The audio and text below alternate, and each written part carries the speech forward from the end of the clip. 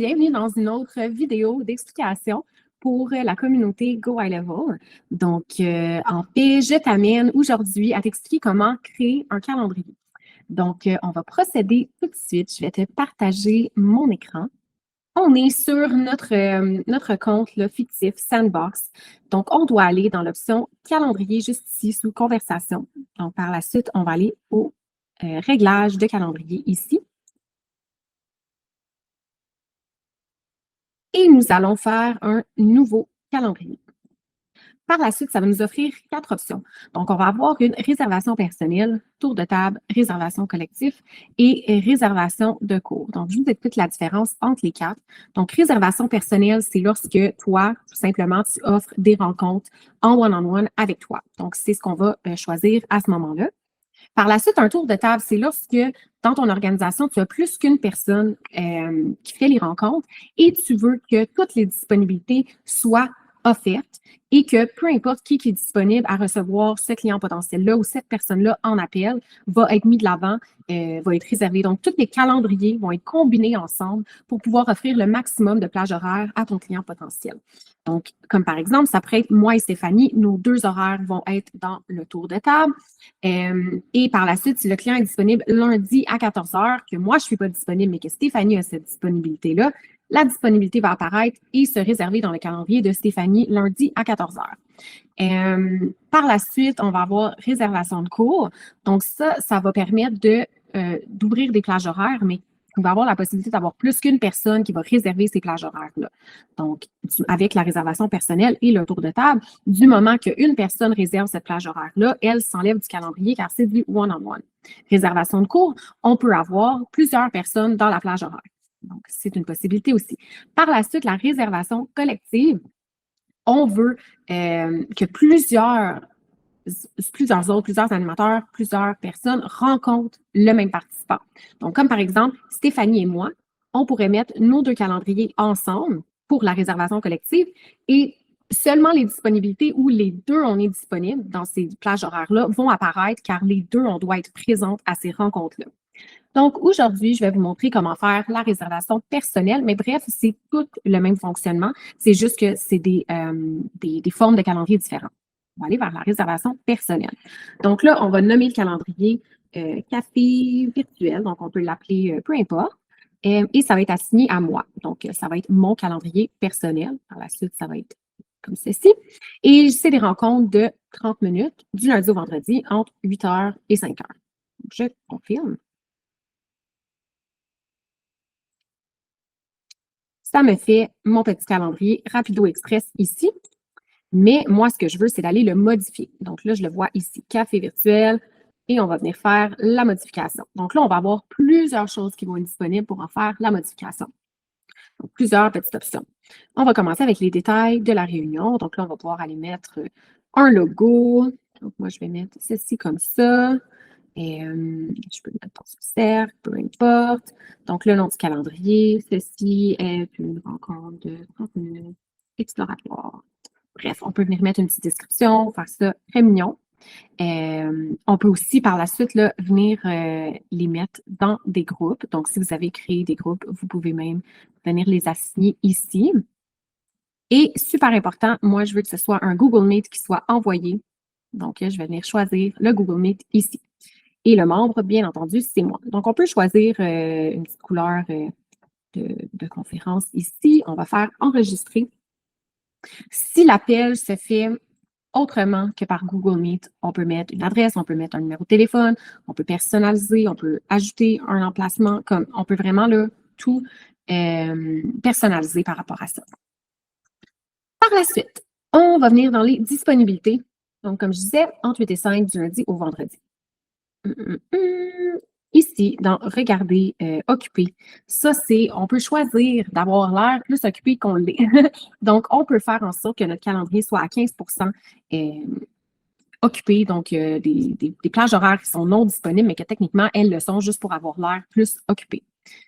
On peut faire en sorte que lorsque les personnes, mettons qu'on est psychologue et que à chaque fois qu'on book un nouveau client, on veut que ce soit sa plage horaire à toutes les semaines ou à toutes les 2 semaines, etc. On peut faire la réunion récurrente, quotidiennement, hebdomadaire, mensuelle ou personnalisée et combien de fois qu'on veut répéter le tout. Donc, on peut venir modifier ça ici aussi. Donc, la durée de la réunion est de 30 minutes. Par la suite, les plages des dates, c'est le nombre de temps que notre calendrier est ouvert à l'avance. On peut mettre 14 jours. Préavis de planification, ça, c'est est-ce que la personne peut booker le jour même ou ça prend une journée de délai avant de pouvoir booker? On peut aussi venir mettre le nombre maximal de réservations par jour. Moi, je vais rencontrer maximum 8 personnes par jour. On peut venir choisir ça.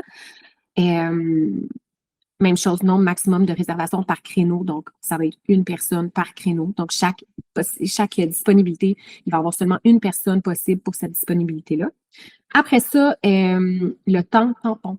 C'est lorsque je termine ma rencontre de 30 minutes. Est-ce que je veux avoir 15 minutes avant mon prochain rendez-vous? Parce que tout ça, ça va se faire, ça va se mettre là, dans notre calendrier. Donc, ça va faire en sorte que ça ait des plages horaires de 45 minutes, mais seulement 30 minutes pour la réunion, 15 minutes de tampon après la réunion. Donc, voilà, on va faire sauvegarder. Par la suite, formulaire. Donc là, qu'est-ce qu'on a besoin de savoir lorsqu'une personne réserve? Prénom, nom, courriel, téléphone et notes. Donc, moi, c'est les informations que je veux aller chercher. Par la suite, ça va toujours être en anglais. Donc, on va venir ici le mettre en français si notre clientèle est francophone. Donc, on va venir le modifier. Donc, voilà, on peut venir modifier là, et le mettre en français. Évidemment, on peut utiliser un traducteur. Là, je l'ai traduit vite, vite. Sûrement des fautes. Par la suite, sur la page de confirmation, on peut mettre un URL de redirection. Donc, si on veut qu'une fois qu'ils prennent leur rendez-vous, ils remplissent un formulaire ou ils remplissent ou qu'ils aillent sur notre site web ou peu importe, on peut mettre un URL de redirection pour ce site web-là ou peu importe, ou cette page-là. Et sinon, par défaut, on peut mettre merci pour votre rencontre, on a bien hâte de discuter avec vous, etc., etc. Donc, on fait en sorte que les nouvelles rencontres se confirment au calendrier. Donc, on fait en sorte que si on est disponible, c'est parce qu'on est disponible à recevoir quelqu'un. Sinon, on peut le décocher et que nous, on aille faire la confirmation par nous-mêmes. Par la suite, on peut accepter des paiements. Là, étant donné que c'est un compte fictif, on n'a pas de carte à signer, mais on pourrait accepter les paiements et faire en sorte que quand les gens bookent un appel avec nous, ça peut être un frais de 30 ça peut être un frais de 150 dépendamment si c'est un service lié directement à votre calendrier. Donc, on peut accepter les paiements. Donc, lorsque les personnes bookent une rencontre avec vous, ils payent par le fait même la rencontre. On va enregistrer. Super. Donc là, ici, ça va être le côté le plus fatigant si vous faites vos rencontres en français, donc que votre clientèle est francophone. Votre premier calendrier, vous allez devoir venir modifier tous les petits courriels, tous les messages envoyés pour les mettre en français. Mais par la suite, du moment que votre premier calendrier est créé, vous pouvez simplement dupliquer le calendrier afin de conserver toutes les traductions. Donc, ici, là, je vous montre. Donc, rendez-vous réservé. Donc, lorsque le rendez-vous est réservé, on va venir activer qu'il y a un courriel qui est envoyé, mais comme vous pouvez voir, c'est en anglais. Donc, on va venir faire les traductions ici par la suite de la vulgarisatrice. Info à la vulgarisatrice.com. Bref, on va faire ceci pour chacun. Donc, on va venir faire les traductions. On va enregistrer. Donc, ça peut prendre un petit moment, là, 30 minutes, là, à toutes les mettre en français pour une première fois. Donc, on va venir toutes faire les traductions ici. Par la suite, on va autoriser Google à envoyer des courriels d'invitation et de mise à jour aux participants. Donc, oui. Et on peut attribuer aux membres respectifs de leur équipe à chaque fois qu'un rendez-vous est réservé. Donc, là, c'est pour moi, donc pas besoin. On peut permettre de reprogrammer la réunion jusqu'à 60 minutes avant la réunion, on ne permet pas de reprogrammer la réunion, c'est vraiment nous qui décidons. On peut avoir aucune minute, ils peuvent reprogrammer jusqu'à 1 minute avant. On peut autoriser l'annulation, donc oui ou non, par ici. Puis après, on peut choisir le nombre de minutes. Et les notes d'invitation, donc ici aussi, on va venir mettre en français. Donc, comme je vous explique, on va faire les traductions une fois. Je vous montre comment faire une duplication par la suite. On va venir enregistrer. Par la suite, les personnalisations images de couverture du calendrier. Encore une fois, on va venir mettre une petite image ici.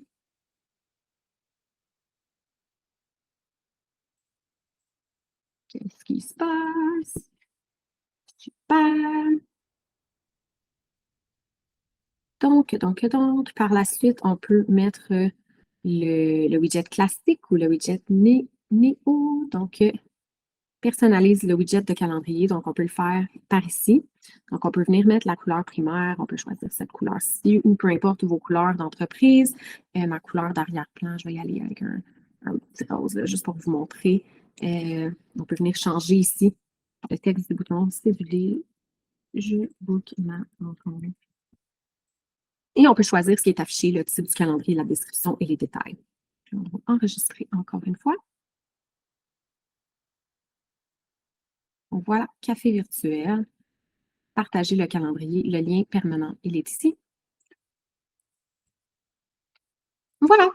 Alors, on a notre petit calendrier avec notre logo. Là, on s'entend, le visuel, vous pouvez le changer, faire en fonction qui sont un peu plus beaux que celui que je viens de faire. Je voulais simplement vous montrer comment procéder. Par la suite, si vous voulez conserver tous vos messages francophones avec votre logo, car vous pouvez vraiment, là, tous vos messages de confirmation, vous pouvez les personnaliser à votre image, à votre brand. Il n'y a aucun problème. Donc, vous pouvez venir ici, café virtuel, dupliquer. Donc, je vais dupliquer ce calendrier si je dois en créer davantage. Et si je viens dans les notifications, comme vous pouvez voir, j'avais activé ici. Donc, le tout va se dupliquer, vraiment jusqu'au courriel complètement. Donc, par la suite, vous pouvez vraiment simplement venir tout modifier là, le calendrier.